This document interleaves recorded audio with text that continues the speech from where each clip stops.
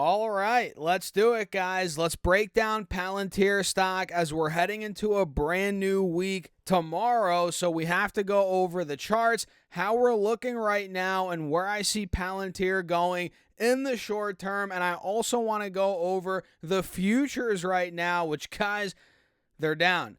They're down a bit, so we have to cover the futures as well. So hit the like button. Make sure to subscribe. And guys, if you haven't gotten your 30 stocks yet for Moomoo, I don't know what to tell you. Use that link down below or go to stocksurfest.com/Moomoo. Deposit at least $100. You get 5 stocks. Deposit at least $2,000. You get 25 more stocks, and your uninvested cash now will earn up to 8.1% APY. So again, check out the link down below or go to stocksurfest.com/Moomoo. And with that being said, cheers. Let's dive into it. So right off the bat right now, guys, the futures market is down. Before we dive into Palantir, let me show you quickly how the futures are looking. We have the Russell futures down 0.6%. Let me pop this up and show you guys. We can see a little drop off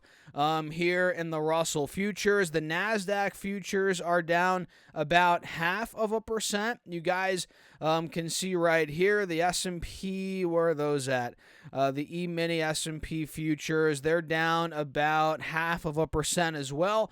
And the Dow futures about 0.4% in the red. So just like I had a suspicion, right, after the big green day on Friday, I had a suspicion we might be down on Monday. And just because the futures are down now doesn't mean tomorrow's going to be a red day. Obviously, guys, we could still bounce back, but it looks like the markets are giving back some of the gains. I mean, look, we had SPY up over 2% on Friday. QQQ went up around 2.5%. Same with the Russell. So we are bound to get more volatility tomorrow and this week, in my opinion, with how the markets have been going, and B, we might be getting more selling, considering we're still in a downtrend on QQQ. We're still under the 180 SMA on this 1-hour chart. Same here with SPY, right?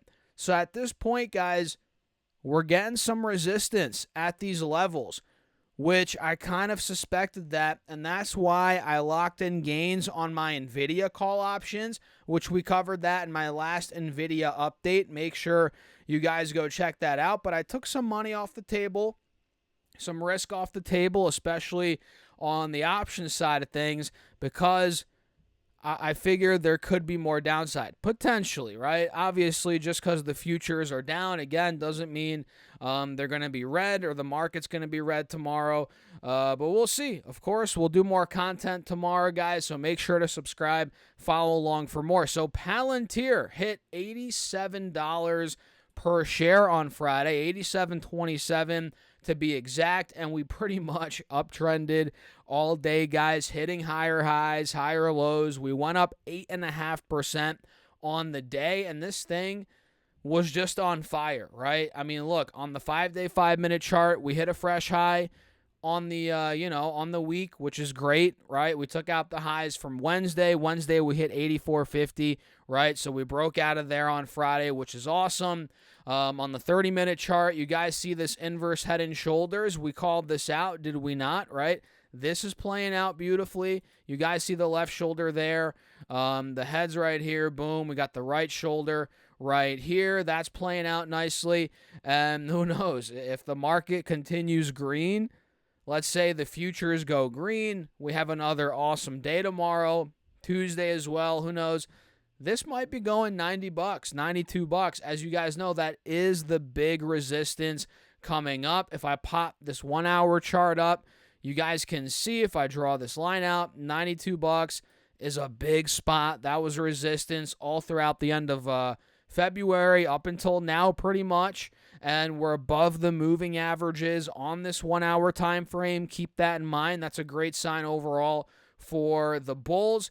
And on this 4-hour chart, to me, guys, kind of looks like the uptrend's continuing. Does it not? I mean, if I draw this trend line out, We're holding that beautifully. Now we're starting to break back over the highs from a couple of months ago. A couple of months ago, if you guys remember, we hit $83, $84. That was the all-time high back in December. You know, a couple of times we hit that, right?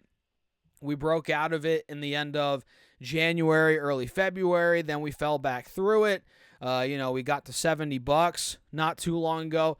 Now we're starting, as of Friday, to break back over 83. We're retaking that old all-time high from December, which is great news. So in the very short term, guys, this week coming up, I'm eyeing up obviously the overall market, kind of what we're doing there, as that's going to influence Palantir and a bunch of other stocks. And I'm also watching this gap right here. Do we fill the gap to $90, $92?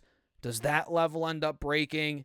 If so, there could be a lot more upside. And even in this window we're in right now, we can make money on this in the short term, between $85 to $92, and then we'll see what happens after 92. But of course, guys, do your own research. I'm not a financial advisor. I'm not telling you to go trade or do this or do that.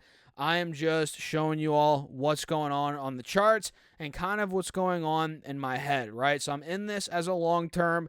My average is $21 a share, and I'm also looking to trade it. Like I've mentioned before on this channel, it's good to have separate accounts in the stock market. Have a long-term account, have your retirement account, right, which you don't mess with, and then have your trading account. Have an account where you have an amount of money in there that you're willing to play with, maybe lose some of it, right? And in that account, for me, my trading account, that's where I'm looking to get into PLTR in the very short term here. And again, trade it up to $90, $92.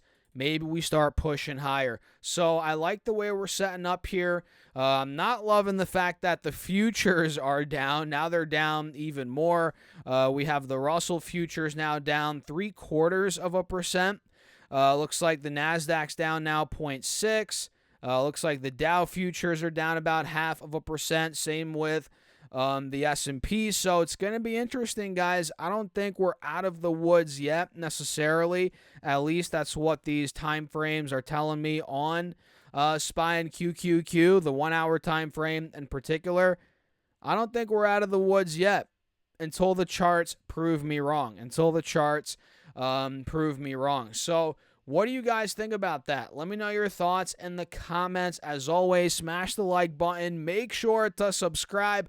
Follow along for more content, guys. I appreciate you all. And check out the videos from earlier. I did a SoFi video. I also broke down 5 other stocks, 5 companies to watch for this week, all of which are reporting earnings. We talked about Nike. We talked about FedEx, Carnival Cruise Line. Those are a couple that we talked about. So go check out that video, guys, and get your 30 stocks from Moomoo. Deposit at least $100. You get 5 stocks. Deposit at least $2,000. You get 25 more stocks. Use that link down below, guys, or go to stocksurfs.com/Moomoo. And with that being said, cheers. I'll catch you in the next video.